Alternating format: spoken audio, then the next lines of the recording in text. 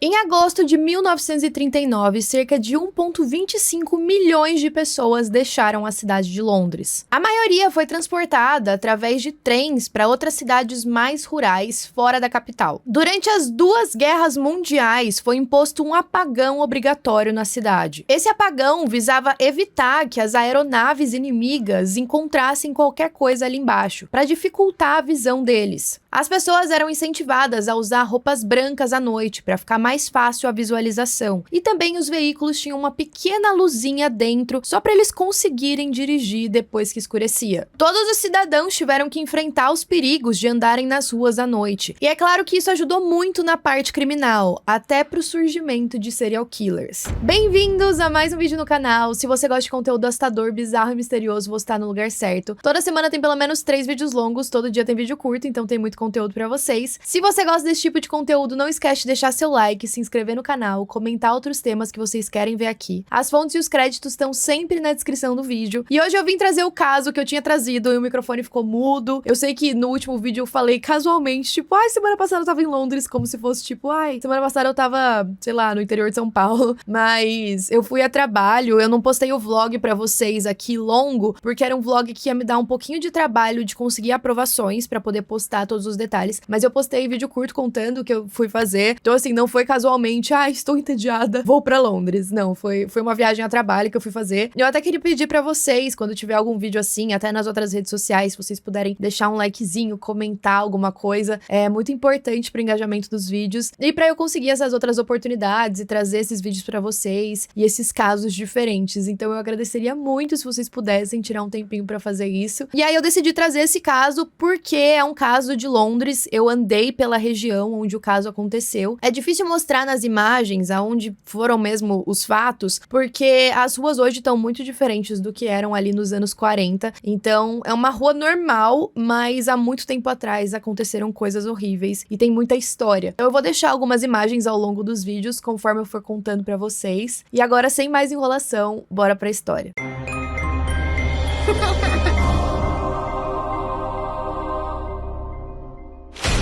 A Maple Churchyard era uma garota de 19 anos, balconista, e ela tinha o costume de ter relações sexuais com militares. Naquela época, durante a Segunda Guerra, Londres estava tomada por militares que estavam ali a serviço. E a grande maioria desses militares estava focado na guerra. A polícia não estava pensando tanto em pequenos crimes que aconteciam por ali. Em outubro de 1941, o corpo nu dela foi encontrado em uma casa que tinha sido bombardeada no dia seguinte ao assassinato dela. Já vou deixar um alerta de gatilho, porque todas as descrições desse caso são muito violentas e se assemelham bastante com o Jack Estripador, que por coincidência também foi um caso que aconteceu em Londres e que já tem aqui vídeo no canal. A Maple tinha sido estrangulada até a morte com os próprios cadarços por um indivíduo que, de acordo com o legista que examinou o corpo, era canhoto. O hematoma no pescoço dela indicava que essa pessoa tinha mais força do lado esquerdo do que do lado direito. A bolsa dela também foi esvaziada e faltavam vários conteúdos. O curioso é que, apesar do corpo dela ter sido encontrado nu, ela não tinha sinais de ter sido abusada sexualmente. O crime teria ocorrido mais ou menos às 9h15 da noite. Como eu mencionei que os policiais não estavam prestando tanta atenção nesses crimes menores relacionados aos crimes de guerra, o caso da Maple não foi levado muito a sério. Beleza, eles investigaram, fizeram uma autópsia, mas assim, pra eles o crime estava acontecendo em todo lugar. Mas 4 dias depois, no dia 17 de outubro, outro corpo apareceu. Dessa vez, era de uma viúva de 48 anos chamada Edith Humphreys. Ela foi encontrada morta, deitada na cama dela, que ficava no bairro de Regent's Park. Ela tinha vários ferimentos no rosto, indicando que quem quer que fez aquilo tinha batido muito dela nessa região. Também tinham indícios de que ele tentou estrangulá-la antes de esfaqueá-la, e essa foi a causa da morte. Ela também estava com uma única facada no crânio. E o bizarro é que quando ela foi encontrada pelos parentes no dia seguinte, ela ainda estava viva, mas infelizmente ela faleceu no hospital. A porta da casa dela estava entreaberta e não tinha nenhum sinal de entrada forçada. Então isso indicava que ou ela estava esperando pelo invasor, ou era alguém que ela já conhecia. E várias joias também foram roubadas. Então a gente tem algumas semelhanças entre esses dois casos, principalmente o roubo. O modus operandi não era tão parecido, apesar de ter alguma identificação. Depois desses dois casos de de outubro, alguns meses se passaram sem nenhuma ocorrência muito significativa. Mas quando a gente chegou em fevereiro de 1942, era quase como um assassinato brutal por dia. Tudo começou no dia 9 de fevereiro com uma mulher de 41 anos chamada Evelyn Hamilton. Em uma rua no bairro Marylebone, que é até perto de Regent's Park, tinha um abrigo antiaéreo. Um eletricista que foi checar esse abrigo encontrou o corpo da Evelyn lá. Ela estava com o lenço enrolado na cabeça. Ela também tinha vários arranhões nos sapatos e vários pedaços de argamassa em volta dela, o que indicava que ela tinha lutado ferozmente antes de morrer. A roupa dela também estava bagunçada. Parecia que a cena também tinha sido encenada para parecer um ataque sexual. A bolsa dela foi roubada e continha cerca de 80 libras. Só que parte do conteúdo da bolsa dela foi encontrado espalhado do lado de fora desse abrigo. Mais tarde, um policial encontrou a bolsa vazia dela na rua vizinha. Então, parecia agora que o assassino tinha saído às pressas. Talvez ele tentou fuçar a bolsa para ver se encontrava alguma coisa, não estava encontrando nada, deixou os pertences que não faziam sentido para ele para trás e depois se livrou da bolsa na rua do lado. Os policiais também não foram capazes de encontrar nenhuma impressão digital nos pertences que ficaram. Quem identificou o corpo da Evelyn foi a proprietária do apartamento que ela morava, uma mulher chamada Catherine Jones. Depois dessa identificação, a gente conseguiu refazer os últimos passos da Evelyn na noite anterior. Ela tinha acabado de se demitir de uma farmácia que ela trabalhava em Londres, porque essa farmácia estava enfrentando dificuldades financeiras. Mas ela estava bem animada, porque ela já tinha sido contratada por uma outra farmácia em uma cidade vizinha. Então seria muito bom sair da capital e daquele alvo que estava sendo os ataques da Segunda Guerra. Então, às 6h40 da tarde, ela avisou a proprietária do apartamento que ela ia se mudar. Depois, ela foi em direção a um bar pouco antes da meia-noite. Ela foi vista pela última vez por uma garçonete ali, enquanto ela bebia uma taça de vinho branco para comemorar o aniversário dela de 41 anos. A localização em que o corpo dela foi encontrado levou os investigadores a acreditar que ela tinha sido abordada por alguém enquanto estava no caminho para casa. A autópsia da Evelyn também revelou que ela tinha sido estrangulada por uma pessoa canhota. E ela também não foi abusada sexualmente ou mutilada, apesar de ter alguns cortes pelo corpo, principalmente no seio direito e na sobrancelha. O corpo da Evelyn nem tinha esfriado direito quando no dia seguinte, às 8h30 da manhã, duas pessoas encontraram o corpo nu e mutilado de uma outra Evelyn, a Evelyn Otlin, de 34 anos. Ela estava deitada na cama do apartamento dela, que ficava no Sorro. Só que essa segunda Evelyn teve uma morte mais brutal. Ela foi espancada e depois estrangulada até ficar inconsciente, e depois foi feito um corte de 15 centímetros na garganta dela. E esse corte foi tão profundo que a cabeça dela estava pendendo na cama. O abdômen, os órgãos genitais e as coxas foram amplamente mutiladas e, pior, com uma lâmina de barbear e um abridor de latas. A maioria desses ferimentos foram infligidos na cavidade vaginal dela. E os investigadores conseguiram definir que foi feito por um abridor de lata porque os cortes estavam bem irregulares. Nesse caso, ela tinha sido abusada sexualmente. Um par de pinças ensanguentadas também foi encontrado ao lado do corpo. E ainda tinha uma lâmina de barbear manchada de sangue na cena. O conteúdo da bolsa de couro da Evelyn estava espalhado pelo chão. Apesar da porta do apartamento dela estar fechada, não estava trancada. E também não foi encontrado nenhum ferimento defensivo nela, o que indicava que todas essas mutilações tinham sido feitas quando ela já estava inconsciente ou talvez morta. Nesse caso, a gente conseguiu capturar algumas impressões digitais, tanto nas armas do crime quanto em um pequeno espelho que ficava dentro da bolsa da Evelyn. Essas impressões também indicavam que o assassino era canhoto, mas quando eles foram pesquisar no banco de dados da polícia, eles não tiveram nenhuma correspondência, o que indicava que quem quer que estivesse cometendo esses crimes não tinha um registro policial. Essa segunda Evelyn era uma mulher casada, mas com a Segunda Guerra Mundial, o marido dela tinha que trabalhar fora quase todas as noites, e aí ela começou a se prostituir para tentar complementar a renda da casa. 3 testemunhas informaram os investigadores que viram a Evelyn ser abordada por um aviador jovem, barbeado e bigodudo, com cabelos castanhos e aproximadamente 1,70 de altura, e ele estava do lado de fora de um restaurante. A Evelyn teria perguntado para esse indivíduo quais eram as preferências sexuais dele, e ele só respondeu que gostava de loiras. Ela foi vista pela última vez nas escadas do condomínio dela, seguida por esse indivíduo. Isso era mais ou menos 11h40 da noite, e esse indivíduo que viu ela dentro do condomínio era um vizinho. Ele disse que mais ou menos meia-noite, 1 da manhã, manhã, ele ouviu o rádio da Evelyn mais alto do que o normal. Só que ele não pensou nada sobre isso, talvez fosse algo rotineiro, não achou que fosse algo muito diferente do que ela costumava fazer. Então agora os casos estavam aumentando e a polícia estava sentindo uma certa pressão de descobrir quem era esse assassino. No dia seguinte, dia 11 de fevereiro, uma mulher de 43 anos chamada Margaret Florence foi assassinada no apartamento dela. Ela também era uma prostituta e foi vista pela última vez pela vizinha, aproximadamente às 1h15 da manhã. A vizinha disse que ela estava na companhia de um cliente. Mais tarde, essa mesma vizinha viu o homem saindo do apartamento da Margaret assoviando para si mesmo. No caso dela, o corpo demorou um pouco mais para ser encontrado. Ela tinha uma filha de 15 anos chamada Bárbara que sempre a visitava, mas no dia 13 de fevereiro, quando ela foi até o apartamento, um vizinho disse que não via a mãe dela há cerca de 2 ou 3 dias e que tinha uma correspondência acumulada. A filha ficou preocupada e quando abriu a porta do apartamento, encontrou uma cena terrível. Ela estava deitada de costas com os joelhos dobrados. Ela também foi espancada e estrangulada até a morte. Ela tinha uma meia de seda que ainda estava amarrada na mandíbula dela. E também era bem visível uma espuma no nariz e na boca. O patologista que examinou o corpo descreveu a situação como: seu assassino é bastante terrível, um maníaco sexual selvagem que se entregou a um desejo perverso de perpetrar os ferimentos mais diabólicos na mulher que ele matou. No caso da Margaret, muitos dos ferimentos que foram infligidos a ela ocorreram enquanto ela ainda estava viva, apesar de já estar na beira da morte. Então a gente percebia um aumento dessa selvageria. Talvez o assassino tivesse mais confiante agora que ele não estava sendo capturado. Ela foi cortada e mutilada com uma grande variedade de equipamentos. Isso incluía uma faca para legumes, lâmina de barbear, faca de mesa e um atiçador. Muitos desses ferimentos causaram os órgãos internos dela ficarem expostos e ela estava com um corte muito grande de 25 centímetros na virilha. Nesse ferimento maior tinha uma faca de pão ainda projetada. O útero dela também tinha sido cortado. Hoje em dia, quando a gente vê esses casos, a gente percebe que talvez o homem que tá fazendo isso tenha algum tipo de ódio de mulheres. Pelos ferimentos desse caso, ficou muito claro para os investigadores que era o mesmo assassino, pelo menos do caso da Evelyn Oatley. Também foram recuperadas impressões digitais na base de um castiçal que ficava no quarto. No dia seguinte, mais um caso e de novo com uma prostituta. O nome dela era Catherine Mulcahy. Só que a Catherine conseguiu sobreviver. Ela teria sido abordada por esse homem em um bar e depois que ele solicitou os serviços dela, eles foram de carro até o apartamento. Ele inclusive pagou a taxa acordada entre os dois antecipadamente. Quando eles entraram no apartamento, a Catherine acendeu a lareira e começou a tirar as roupas, mas ela não tirou as botas. Essa foi a decisão mais certeira que ela teve naquela noite. Mais tarde, ela disse que um sorriso estranho apareceu no rosto daquele homem. Ele bateu com os joelhos na barriga dela e tentou estrangulá-la. A Catherine lutou com o agressor, chutando ele da melhor forma que ela podia. E, claro que as botas estavam ajudando. Ela conseguiu se libertar do aperto dele e ele caiu do lado da cama. Nesse momento, ela aproveitou para sair correndo. E aí ela foi gritando para todos os vizinhos pedindo ajuda e eventualmente alguém saiu de casa. Só que aquele homem estava muito tranquilo. Ele se vestiu parcialmente, se aproximou do apartamento do vizinho, pediu desculpas, falou que tinha bebido muito naquela noite. Mas a Catherine continuava gritando que ele era um assassino. Mas vocês sabem como que é, né, gente? Principalmente naquela época, até hoje a gente sofre disso. O cara tava lá pedindo desculpas, falando que abusou um pouco, que não ia acontecer de novo, já tava indo embora. Ninguém se importou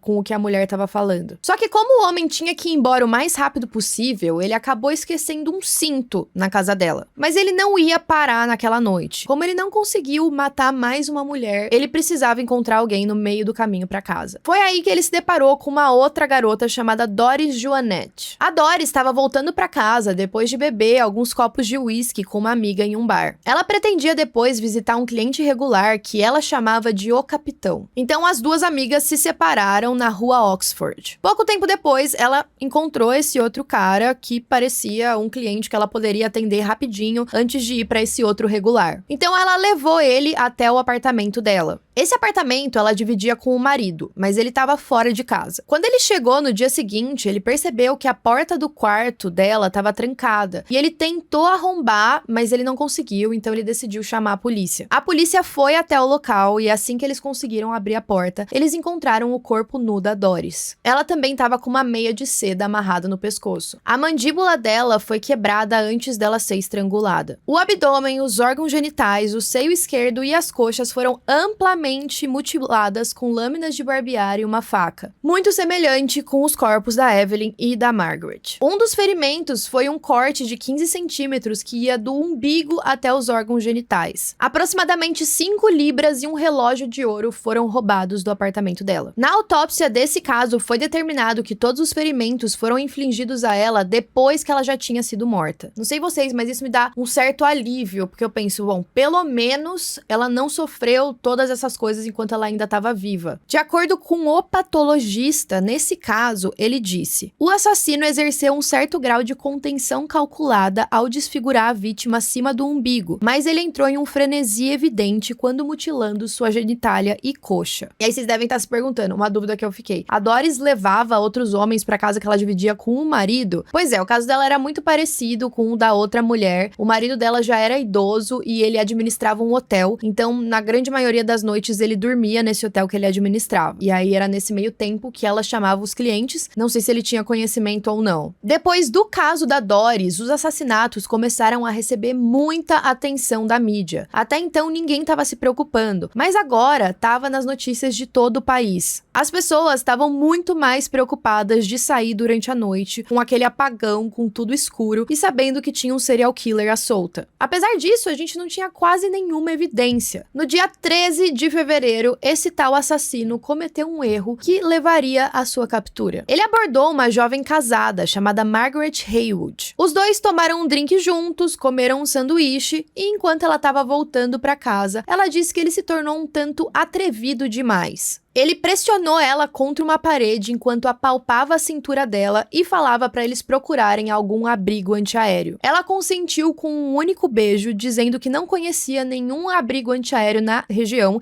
e que de qualquer forma não ia com ele. É claro que essa rejeição deixou ele muito bravo, então ele colocou as mãos no pescoço dela. Ela foi estrangulada até ficar inconsciente, enquanto isso aquele homem começou a vasculhar a bolsa dela. Mas nesse momento, um outro cara chegou. Era um entregador de 18 anos chamado John Shine. Ele estava carregando algumas garrafas de bebida para entregar em um pub próximo. E aí, o homem, quando viu essa outra pessoa, fugiu do local, mas ele esqueceu a mochila e uma máscara de gás. O John imediatamente foi ajudar a mulher. Ela recobrou a consciência e ele ofereceu de acompanhar ela até um hospital. No caminho, os dois encontraram um policial. E aí eles comentaram o que aconteceu e perguntaram se eles poderiam passar na delegacia para contar o que eles tinham visto depois que tivesse tudo certo no hospital. Antes de dar o depoimento para a polícia, o John forneceu tanto aquela máscara de gás quanto a mochila para os policiais. E aí um sargento reconheceu aquela máscara imediatamente, porque todas elas têm um número impresso no interior. Só que aquela mochila e aqueles equipamentos específicos pertenciam à Força Aérea. Foi aí que eles entraram em contato com esse regimento da Força Aérea para descobrir de quem eram aqueles equipamentos pelo número. O sargento responsável descobriu que aqueles equipamentos eram de um homem chamado Gordon Cummings. Essa informação foi passada às cerca de 11h30 da noite. Quando eles foram procurar pelo Gordon no alojamento, ele não estava lá. Mas quem era esse homem? O Gordon tinha nascido em uma região ok, ele era de uma família de classe média, mas ele sempre sonhou em ser um aristocrata. Ele frequentava vários hotéis e clubes e alegava falsamente que era filho de um aristocrata. Ele até fingia um sotaque para parecer que ele tinha mais prestígio do que realmente tinha. Para manter essa fachada de ser muito rico, ele se envolveu diversas vezes em crimes de roubo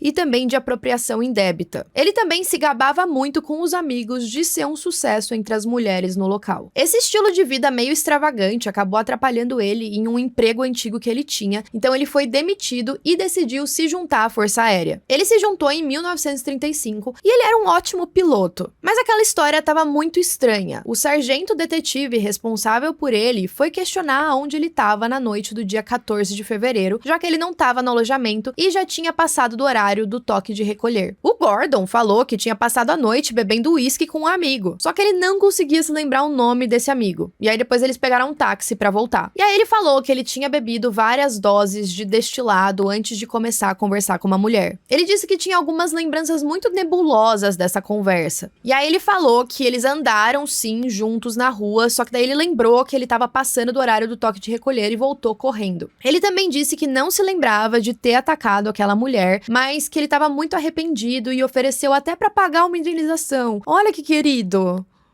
Ai. E aí o sargento falou assim, tá, mas por que os dedos da sua mão esquerda estão todos cortados e machucados? E ele falou, nossa, você não sabe, eu fui arrumar o motor de um avião, me machuquei todo. Aí o Gordon ofereceu uma declaração escrita da versão dele do que tinha acontecido na noite anterior, mas estava todo mundo muito desconfiado, aquela história dele não fazia sentido, então ele foi mantido em prisão preventiva. Quando eles foram examinar as cadernetas em que o Gordon tinha que colocar o horário que ele tinha saído do alojamento e voltado, eles perceberam que todas as vezes, antes das datas dos assassinatos, ele tinha chegado às 10h30 da noite. Só que muitas dessas entradas foram escritas a lápis, então elas poderiam ser muito facilmente manipuladas. Além disso, várias das entradas estavam incompletas. Ele sempre deixava o horário que ele tinha saído da base, mas a volta não tinha horário nenhum. Alguns colegas aviadores foram interrogados e eles disseram que eles tinham o hábito de preencher para o Gordon a volta dele no horário que eles próprios voltavam. Em cada uma das datas que não tinha o horário da volta, o Gordon e o outro aviador saíram do local por uma escada de incêndio. E eles só teriam voltado nas primeiras horas da manhã. Só que o Gordon era muito esperto. Quando ele percebeu que a mochila dele, o cinto, a máscara de gás tinham ficado em cenas dos crimes, ele pegou esses itens de outro aviador. E aí ele queria falar para os policiais que quem tinha cometido os crimes era essa outra pessoa, que ele tinha roubado os itens do Gordon para deixar propositalmente nos locais